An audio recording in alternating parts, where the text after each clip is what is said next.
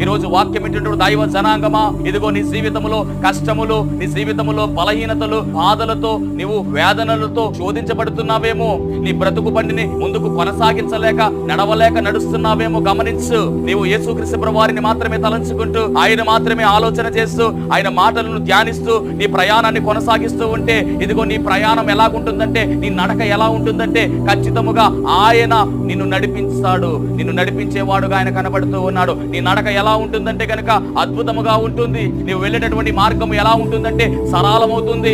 అడ్డుగా ఉన్నటువంటి ఆటంకములన్నీ కూడా దేవుడు తొలగించి వేస్తాడు. ఎప్పుడయ్యా అంటే కనుక ఆయన నీతో నడిచినప్పుడు మాత్రమే. ఆయన నీతో నడవాలి అంటే కనుక నీవు కష్టకాలములో ఉన్నప్పటికీ, వ్యాధి బాధల్లో ఉన్నప్పటికీ, ఇబ్బందుల్లో ఉన్నప్పటికీ, అప్పుల బాధల్లో ఉన్నప్పటికీ, యేసుక్రీస్తు ప్రభువారి యొక్క నామస్మరణను నువ్వు విడిచిపెట్టకుండా ఆయన నామాన్ని తలంచుకుంటూ నువ్వు ముందుకు సాగినట్లయితే ఖచ్చితముగా దేవుడు నీకు విజయాన్ని అనుగ్రహిస్తాడు.